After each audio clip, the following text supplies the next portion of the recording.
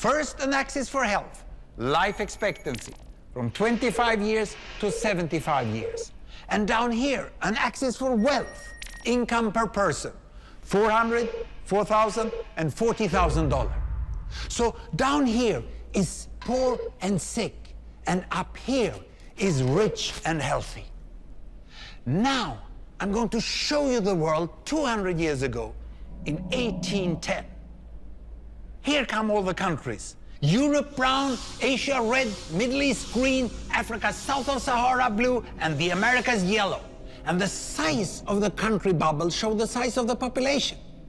And in 1810, it was pretty crowded down there, wasn't it? All countries were sick and poor. Life expectancy were below 40 in all countries. And only UK and the Netherlands were slightly better off, but not much. And now, why start the world? The Industrial Revolution makes countries in Europe and elsewhere move away from the rest. But the colonized countries in Asia and Africa, they are stuck down there. And eventually, the Western countries get healthier and healthier. And now we slow down to show the impact of the First World War and the Spanish flu epidemic. What a catastrophe! And now I speed up through the 1920s and the 1930s. And in spite of the Great Depression, Western countries forge on towards greater wealth and health. Japan and some others try to follow, but most countries stay down here. Now, after the tragedies of the Second World War, we stop a bit to look at the world in 1948. 1948 was a great year. The war was over, Sweden topped the medal table at the Winter Olympics, and I was born.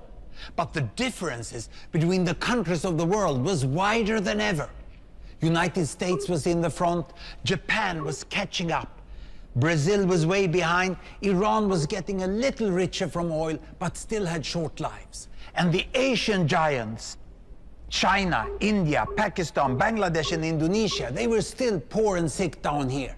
But look what is about to happen. Here we go again. In my lifetime, former colonies gained independence, and then finally they started to get healthier and healthier and healthier. And in the 1970s, then countries in Asia and Latin America started to catch up with the Western countries. They became the emerging economies. Some in Africa follows. Some Africans were stuck in civil war and others hit by HIV. And now we can see the world today in the most up-to-date statistics. Most people today live in the middle, but there are huge differences at the same time between the best of countries and the worst of countries. And there are also huge inequalities within countries. These bubbles show country averages, but I can split them. Take China, I can split it into provinces. There goes Shanghai. It has the same wealth and health as Italy today. And there is the poor inland province Guizhou. It is like Pakistan. And if I split it further, the rural parts are like Ghana in Africa. And yet, despite the enormous disparities today, we have seen 200 years of remarkable progress. That huge historical gap between the West and the rest is now closing. We have become an entirely new converging world. And I see a clear trend into the future. With aid, trade, green technology and peace, it's fully possible that everyone can make it to the healthy, wealthy corner.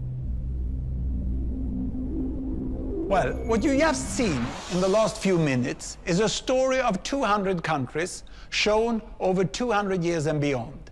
It involved plotting of 120,000 numbers. Pretty neat, huh?